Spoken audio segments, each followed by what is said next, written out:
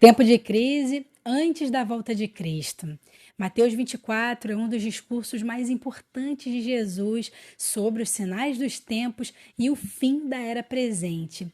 Ele responde à pergunta dos discípulos sobre quando serão essas coisas e que sinal haverá da tua vinda e do fim dos tempos. Mateus 24, 3. E nesse capítulo, Jesus descreve diversos eventos que caracterizam os tempos de crise, especialmente no período final antes da sua volta. Falsos cristos e falsos profetas. Jesus alertou que eles viriam em seu nome, enganando a muitos.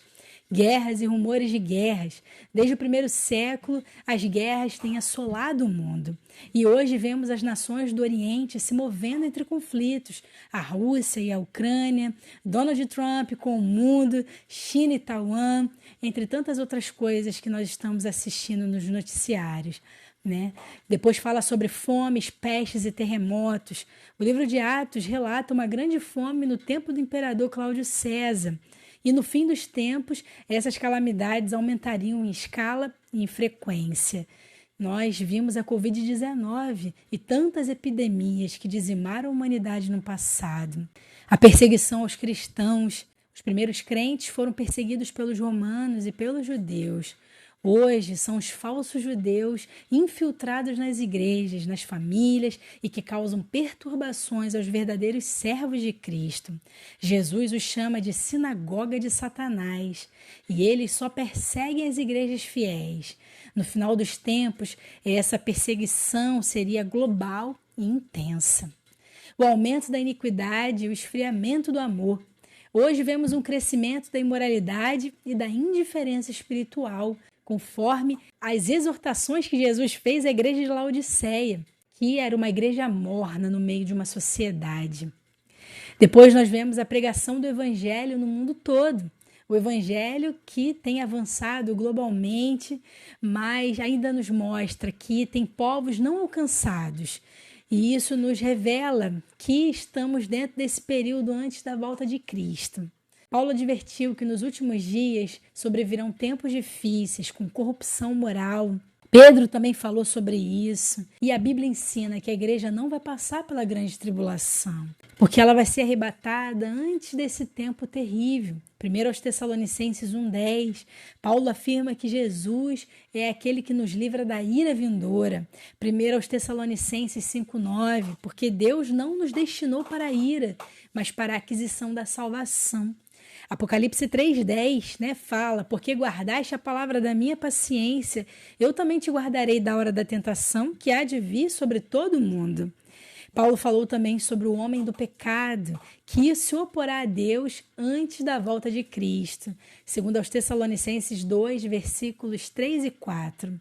Mas a igreja será removida antes desse evento, ou seja, a igreja ela não vai estar presente quando o anticristo manifestar a sua verdadeira face, a sua face cruel, perseguidora.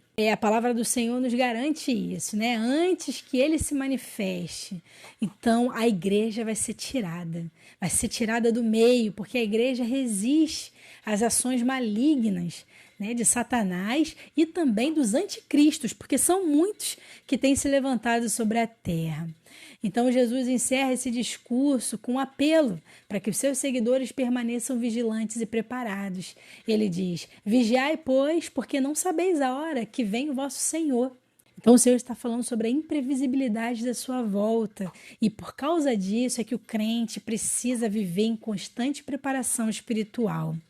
Bem-aventurado aquele servo que o Senhor achar servindo fielmente.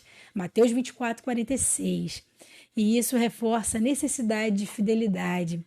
Paulo instrui os crentes a viverem de modo digno, enquanto esperam a volta de Cristo.